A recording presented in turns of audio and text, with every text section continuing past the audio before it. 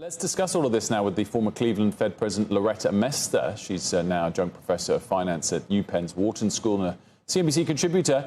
Loretta, great to see you. Long time no speak. It's so interesting hearing someone suggest, the markets will ultimately decide where this goes. Do you think the fact that markets have been calm this week, the dollar, various bond yields, is a surprise given what we've seen from President Trump towards Lisa Cook? Well, there has been some reaction in the markets, probably not as big as, what we saw when the tariffs originally were announced and other disruptions in the market. I think markets are focused on short run. And of course, the upcoming meeting in September of the Fed is kind of where their focus has been. This is going to affect the economy in the longer run sense, right? We're going to have a potential bias to higher inflation. We're going to have to see higher long-term bond yields because investors are going to want to get some protection against that higher inflation bent. And so I think right now the markets are focused on the short run and not the long run, which is precisely why you want to have an independent monetary policy making central bank. The central bank focuses on the longer run and setting interest rates, or the short-term interest rate, to help the economy meet price stability and maximum employment goals. It doesn't focus only on the short run. And that's because monetary policy affects the economy in the long run. So the fact that the markets haven't reacted strongly actually underscores the need to make sure that we maintain an independent Fed and in terms of their monetary policy making. More broadly, what was your reaction? I'm sure you also still speak to a lot of your former colleagues at the Fed, but what was your reaction to seeing that letter sent from President Trump to Lisa Cook? Does it send a sort of shiver down your spine that one way or another, from now on, the government's going to be really pressuring Fed members? Well, we saw earlier in the year that the president took a pretty unprecedented step in floating the idea that he was going to fire the Chair Powell. And this is an escalation of that kind of pressure.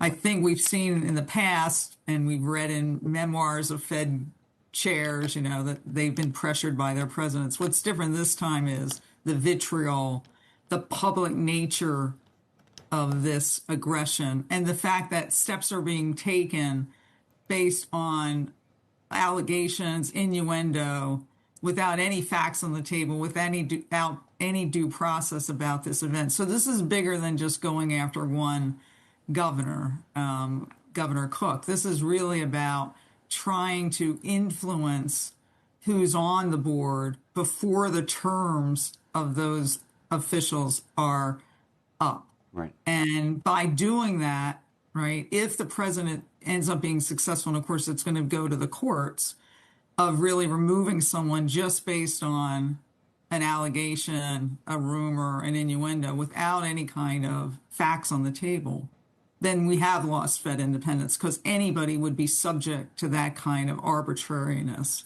And so this is a very serious escalation of attacking the Fed for its policymaking, not for other purposes. And that's what's so, I think, unfortunate about this. And it's going to affect the American economy, households, businesses. We're going to be worse off because of this. And even if Fed policymakers, which I firmly believe, are going to set any of these kind of influences aside when they're making policy, just bringing up the possibility that they may not be, that they may be influenced by the politics of the situation, affects the markets, affects the economy. So that's why this is so unfortunate. Loretta, I want to take this whole thing one step further, and then I want to go back and talk about Lisa Cook for a moment. But the president made a very interesting comment earlier this week where he talked about trying to get a majority, talked about a majority on the board. Historically, I don't think we've ever heard a president or anybody really talk about a political majority on the board the same way people had described a political majority, if you will, on the Supreme Court, for example. But one of the reasons this becomes uniquely important later on, actually within the next 12 months, frankly, next February, the 12 Federal Reserve presidents come up effectively for what I think is described as a reappointment. That happens by the board. And so if the board is somehow a political entity, is it possible that they could decide that the 12 other presidents that are in those roles today then get replaced themselves? And then what happens? Because then you're talking about a significant and almost generational change on the Fed. Well, that idea has been talked about. A lot of people are talking about that. That's one of the possibilities. There is a process, a reappointment process that, of course, involves the boards of directors of each of the reserve banks, right? So, I went through the reappointment process, and your board of directors, the chair of your board, runs the process. And you're right, the board of governors then takes that information and then makes a determination. So there is a process in place that's supposed to rely on, an objective performance evaluation based on what your board of directors gleans from talking to constituents in your district, talking to other people in the Federal Reserve about whether you're doing your job in terms of policy making, in terms of engagement in the community, in terms of actually the operational running of your reserve bank. So that's in place, and presumably they've started that process already because it takes a while to get that information together. But I think Loretta, just to put a fine point on it, if this Federal Reserve Board is somehow red and not blue, could they decide, look, Austin Goolsbee, lovely guy in Chicago, used to be an Obama guy, we can't have that? Meaning, how can this actually how far can this go? Well, we're in uncharted territory given where we are. But there wouldn't, in a normal case where Fed governors are doing what they're charged to do, they wouldn't not reappoint someone based on a whim or based on they don't like your policy views. There would have to be some substantive issue.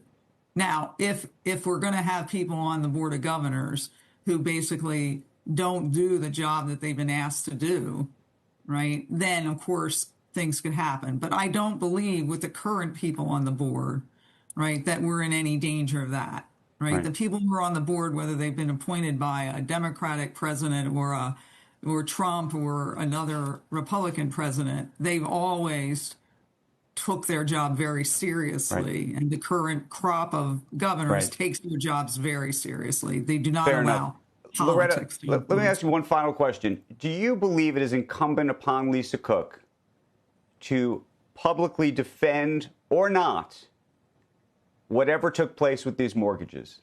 Because putting aside the legality of this all, do you believe there's any kind of moral obligation as a board member of the Fed representing, hopefully, the public? And I ask because we have not really heard a full-throated defense at all from her about what took place. Well, I don't blame Lisa Cook at all for listening to what her legal counsel has told her to do. We're now beyond sort of what the normal case way of process would go, right? The normal way the process would go would be there would be an internal investigation if an allocation of impropriety comes up. And we've seen that with some of the investment rules, when that was viewed. And then, perhaps an action would be taken or not. But now we're beyond that. The president sort of circumvented all that by moving it into a situation where it becomes a legal case. And so at this point, I would be listening to the counsel. I don't think this is the right time for bringing this even more into a quid pro quo going back and forth, right? You have to now, we're in a different world now. We've got to, follow this process, which is a judicial process. It'll go to the courts. We'll find out how the courts rule. But I think we're in a situation where if it's true that a president can remove someone based on an allegation, an accusation, without any facts, then we've lost Fed independence. And that's what's so damaging about this.